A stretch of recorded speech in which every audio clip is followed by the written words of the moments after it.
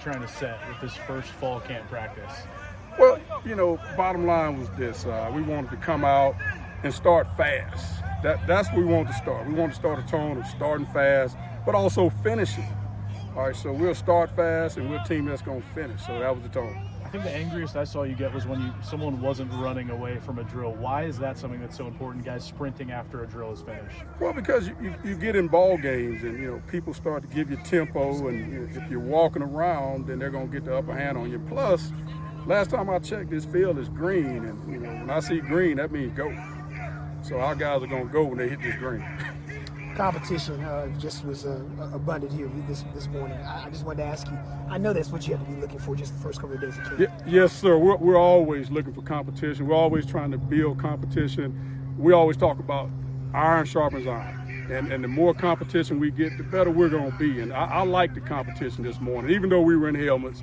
You're in T-shirts and shorts. Sometimes you can't go as hard as you want to go. We got 2 days of this, and then we'll get the pads on. And I think the competition level is going to heat up even more. What will you learn from just the guys and just their mental effort relative to their physical capabilities just the first 2 days before you get into pads? Well, first off, before we get into the mental, the big thing for me as a coach, you always want to evaluate where your team is as far as conditioning-wise. So that's what we were trying to do. Some of that today was just trying to see where we are conditioning-wise, because we don't want to go too hard in certain areas and maybe have pull muscles and things like that. So, we kind of got a gauge of where we were, and we pushed them pretty good. And mentally, I thought the mental part of it, I thought our guys are locked in, they're tuned in.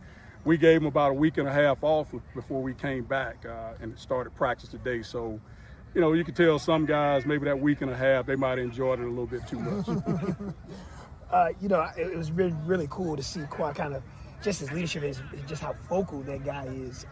I know you have to be encouraged with a guy that you want to maybe be a leader, but more importantly, probably arguably one of the most important positions on your football team. You're absolutely right. And he's actually been showing that leadership from day one since January. Since we started our all-season program, he's what you saw today, he's been doing that. He's been vocal. He's been out front in drills, things like that, just really being a leader for us. We actually haven't had as many guys as we might have wanted to have do it. So, when he does it, I think some guys are buying in on different parts of the team are buying in, and they're starting to do it. I get it. It's past schedule. You're doing 7-on-7. You're playing basically against air. But just to see the command of what he was able to do in the offense has to anyone.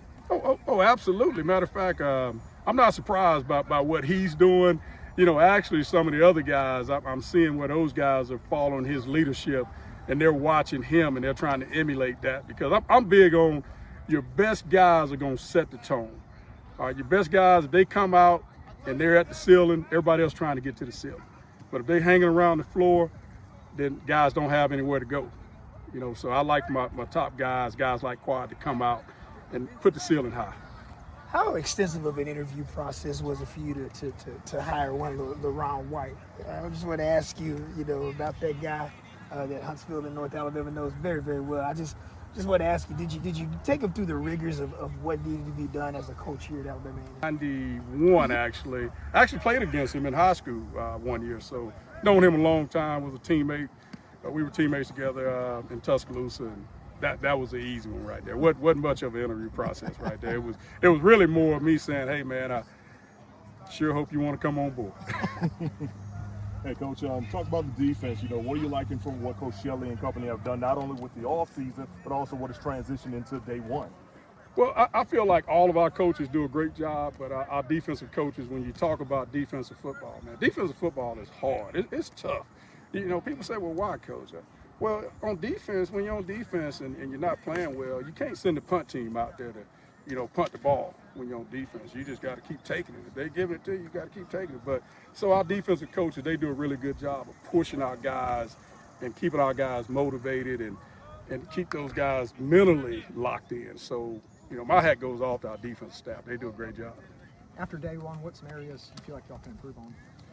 Well, obviously we've got some guys out here that weren't here this summer. So we got some young guys that are trying to get caught up and learn the playbook.